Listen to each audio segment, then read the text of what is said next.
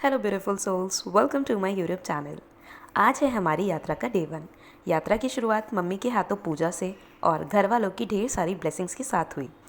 इसी के साथ मैं पहुंच गई ISBT कश्मीरी गेट। और जैसा कि आप देख सकते हैं, रात के 11 बजे भी लोगों की कितनी भीड़ है।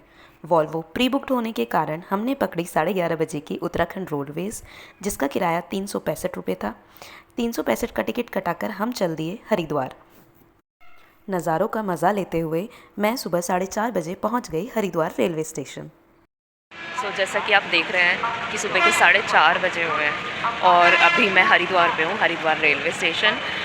और यहाँ से 7 बजे से हमारी बस जाने वाली है चार धाम के लिए।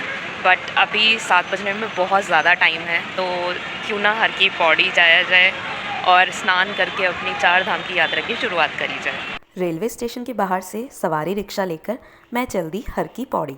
वहाँ मुझे मेरे एक सब्सक्राइबर मिले। गंगा जी का आरती करना हो भैया। कैसे हो? जिनसे मिलकर बहुत अच्छा लगा। फिर उगते सूरज के साथ साथ हरिद्वार में गंगा जी की आरती देखी।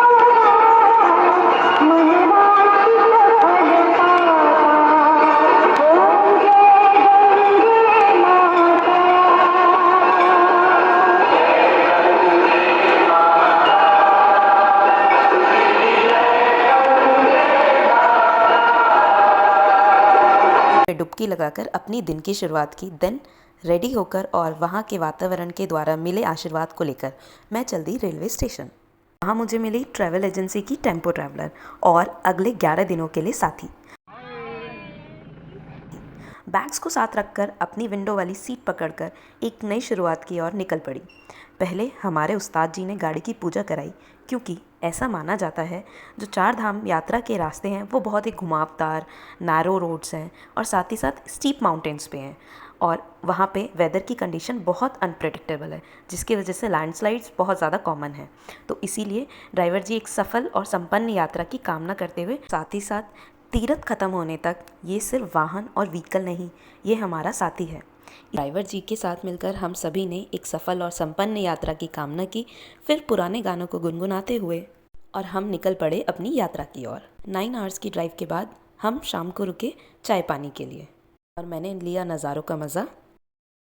तो अब 5:30 बज रहे हैं दिन के और इतना खूबसूरत वादियों में हमारी गाड़ी रुकी हुई है, पीछे चाय पानी पीने के लिए सब।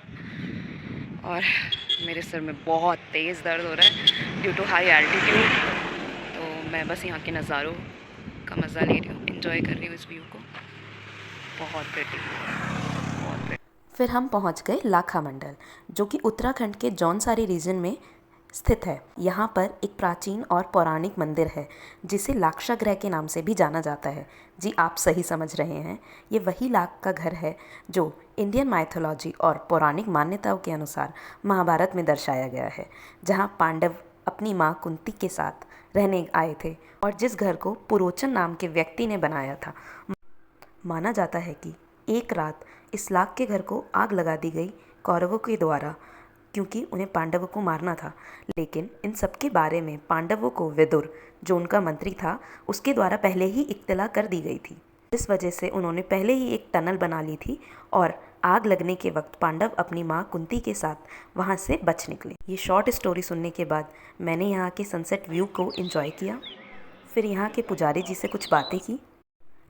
मेरा नाम पंडित महिमानंद गौड़ है। मैं यूट्यूब में आता हूँ, मैं दूरदर्शन पे आता हूँ। मंदिर का मुख्य पुजारी हूँ। मैं 33 प्रकार देवी देवताओं का वजीर हूँ। मैं जिसको इस भोले के दरबार में पूरे गांव के लोगों की आशीर्वाद से, जो बाहर से टूरिस्ट लोग आते हैं, उनके लिए भोले बाबा आशीर्वाद देता है। और गांव की तरफ से सब लोगों को आपको प्यार है और भोले बाबा का आशीर्वाद है। और इस गाँव का नाम है लाखा मंडल। और यहाँ पे पांडव लोग पूजा करने के लिए आए और उन्होंने यहाँ पे 100 लाख शिवलिंग की स्थापना की है। इस मंदिर की खोज करी है गाय माता ने।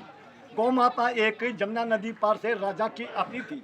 मंदिर के अंदर जाके शिवलिंग पे दूध की धार चढ़ा के अभिषेक पूजा करती थी। तो इस मंदिर की खोज गाय ने की है। अंदर वाला जो शंभू है वो सतयुग का है, जिस समय लक्ष्मी सरस्वती सती माँ का अवतार हुआ था। आपने अंदर पार्वती माँ के चरण पादुका देखा है।